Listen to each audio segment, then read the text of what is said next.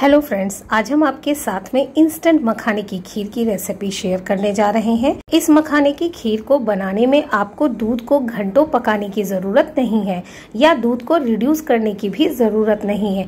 Instant मखाना खीर बनकर तैयार होगी। साथ ही जिस मात्रा में आप दूध लेंगे उसी मात्रा में आपकी खीर भी बनकर तैयार होगी। इसकी मैं फुल गारंटी लेती हूँ। साथ ही खीर के टेस्ट में भी कोई कमी नहीं आएगी।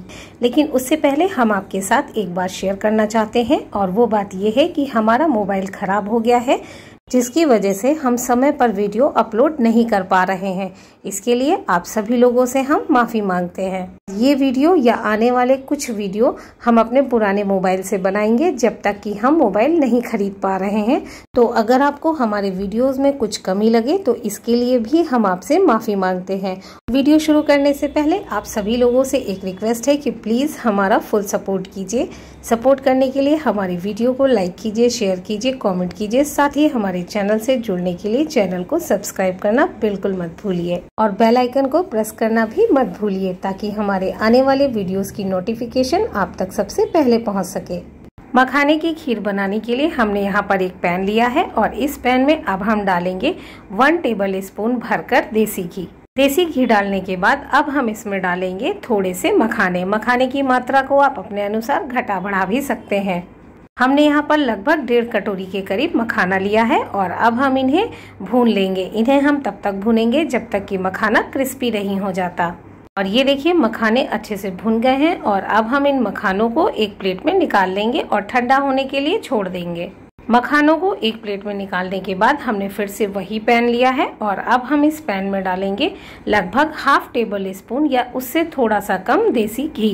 देसी घी डालने के बाद अब हम पैन में डालेंगे चॉप किए हुए ड्राई फ्रूट्स, जिसमें हमने लिया है काजू, बादाम, पिस्ता और चिरौंजी, जिन्हें हमने छोटा छोटा चॉप कर लिया है चिरौंजी को छोड़कर। और अब हम इन सभी ड्राई फ्रूट्स को बराबर चलाते हुए कुछ सेकंड के लिए भून लेंगे। हमें इन्हें तब तक भूनना है जब तक कि इनका मॉइस्चर खत्म नहीं हो जाता। ड्राई फ्रूट्स की मात्रा को आप अपने अनुसार घटा बढ़ा सकते हैं। हमने यहाँ पर लगभग 2 टेबल स्पून सभी ड्राई फ्रूट्स लिए हैं। अगर आपको इस खीर में किशमिश भी डालना है तो किशमिश हमें किस समय डालना है वो हम आपको आगे बताएंगे, लेकिन हमने यहाँ पर किशमिश को स्किप कर दिया है। और ये देखिए सभी ड्राई फ्रूट्स अच्छे से भुन गए हैं और इनका मॉइस्चर भी खत्म हो गया है। और अब हम इन ड्राई फ्रूट्स को एक बोल में या प्लेट में निकाल लेंगे। ड्राई फ्रूट्स को एक बोल में निकालने के बाद हमने फिर से वही पैन लिया है और अब हम इस पैन में डालेंगे लगभग 2 टेबल स्पून खरबूजे के बीज। हमने इसमें घी का यूज नहीं किया है क्योंकि पैन में अभी भी थोड़ा घी है। आप चाहे तो इसमें घी डाल सकते हैं। और अब हम इन बीजों को चलाते हुए अच्छे से भून लेंगे। बीजों को हमें तब तक भूनना है जब तक कि बीज हल्के हल्के से चटकने नहीं लगते, साथ ही इनका मॉइस्चर खत्म नहीं हो जाता। अब आप सोच रहे होंगे कि मखाने के खीर में खरबूजे के बीजों का क्या यूज, हमने तो आज तक नहीं डाला। तो एक बार हमारे तरीके से भी खीर बना कर देखिएगा, पुराने तरीके आप भूल जाएंगे। और ये देखिए खरबूजे की बीज या मेलन सीड अच्छे से भुन गए हैं और अब हम इन्हें भी एक बोल में निकाल लेंगे। मेलन सीड को भुनने के बाद हमने फिर से वही पैन लिया है और अब हम इस पैन में डालेंगे फुल क्रीम दूध। हमने यहाँ पर आधा लीटर दूध का यूज किया है। दूध आप कोई सा भी ले सकते हैं, पहले से बॉईल किया हुआ दूध भी आप ले सकते हैं। हमने यहाँ पर कच्चा दूध लिया है और अब हम इस दूध को 1 से 2 बॉयल आने तक पकाएंगे। आप यहाँ पर आधा लीटर दूध की जगह पर 1 ग्लास दूध से भी इस खीर को बना सकते हैं। तो जब तक दूध में बॉयल आ रहा है, चलिए हम मखानों को पीस लेते हैं। और ये देखिए मखाने भी अच्छे से ठंडे हो चुके हैं और अब हम इन मखानों को मिक्सी के जार में डालकर दरदरा पीस लेंगे। इनका हमें पाउडर नहीं बनाना है। साथ ही हम लेंगे खरबूजे के बीज और इसमें मिलाएंगे लगभग 1 से 2 table spoon dry fruits. Dry fruits हम वही वाले लेंगे जिन्हें हमने भूनकर तैयार किया था। और अब हम इन्हें पीस लेंगे। इन्हें हम बिल्कुल महीन पीसेंगे। मखानों को हमें अलग पीसना है और खरबूजे के बीज और ड्राई फ्रूट्स को हम अलग पीसेंगे। और ये देखिए जो हमने खरबूजे के बीज और थोड़े से ड्राई फ्रूट्स लिए थे उन्हें हमने पीस लिया है। हमने इन्हें बिल्कुल महीन पीस कर तैयार किया है। तो चलिए अब हम मखानों को भी पीस लेते हैं। और ये देखिए हमने मखानों को भी पीस लिया है और देखिए हमने मखानों को दरदरा पीसा है। इसका हमने बिल्कुल पाउडर नहीं बनाया है। तो चलिए अब हम दूध को चेक कर लेते हैं। और ये देखिए दूध में भी बॉयल आने वाला है, और जैसे ही दूध में बॉयल आने लगेगा हम दूध को चला देंगे ताकि दूध पैन से बाहर ना गिरे। दूध में 1 से 2 बॉयल आने के बाद हम दूध को कम से कम 5 से 6 मिनट और पका लेंगे बराबर चलाते हुए। और ये देखिए दूध अच्छे से पक गया है। अच्छे से पकने का मतलब ये है कि दूध में लगभग 2 बॉयल आ चुकी हैं।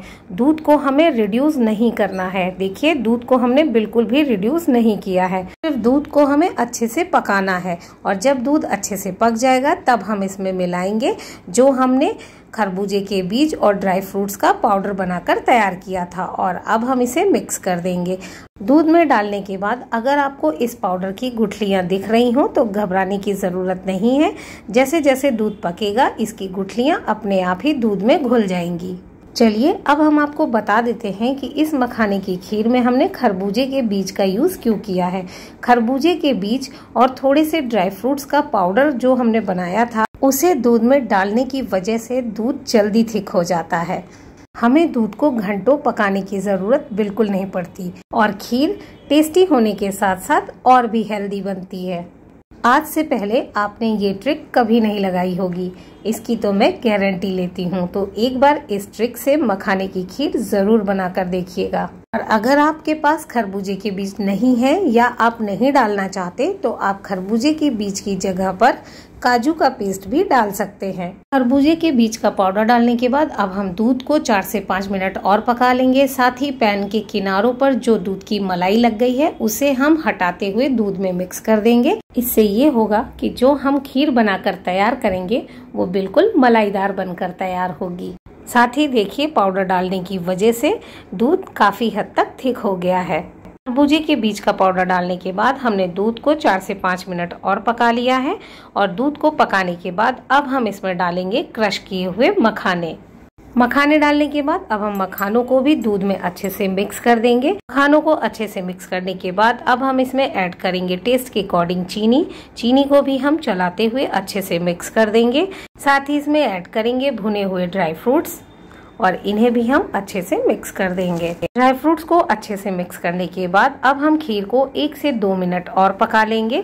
साथ ही आप देख सकते हैं कि खीर की थिकनेस कितनी अच्छी है। देखिए इससे ज्यादा हम खीर को नहीं पकाएंगे, सिर्फ 1 से 2 मिनट पकाएंगे। अगर आप इससे ज्यादा खीर को गाढ़ा चाहते हैं या थिक करना चाहते हैं तो आप खीर को थोड़ा ज्यादा पका सकते हैं। लेकिन एक चीज का ध्यान रखिएगा कि खीर जब ठंडी होती है तो वो और थिक हो जाती है। और ये देखिए खीर की थिकनेस, देखिए खीर कितनी सुंदर दिख रही है। और यकीन मानिए ये खाने में बहुत टेस्टी है, बहुत बहुत ज्यादा टेस्टी है। साथ ही आप देख सकते हैं कि खीर की मात्रा बिल्कुल भी कम नहीं हुई।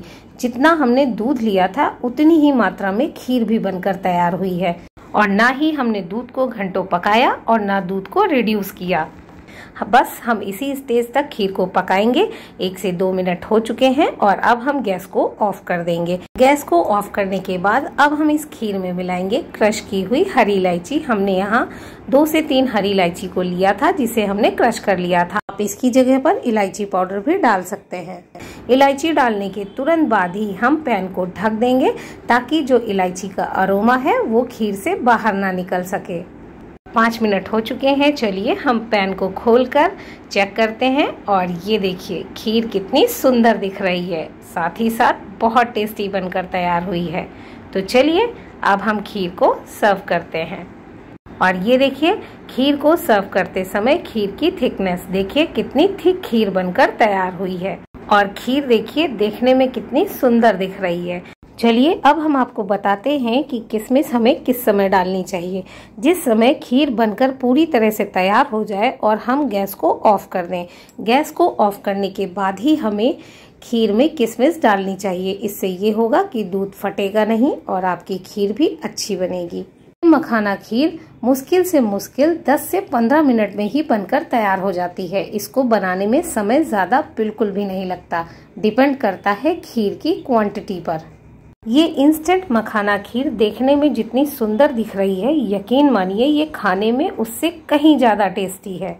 एक बात और, अगर खीर रखने के बाद ज्यादा थिक हो जाए तो आप इसमें गर्म दूध ऐड करके खीर की कंसिस्टेंसी को ठीक कर सकते हैं। तो इस नवरात्रि पर आप ये मखाना खीर अपने घर पर जरूर बनाइएगा और माता रानी को भोग लगाइएगा। तो आप इस इंस्टेंट मखाना खीर की रेसिपी को अपने घर पर कब बना रहे हैं, साथ ही आपको इसका टेस्ट कैसा लगा, हमें कमेंट करके जरूर बताइएगा।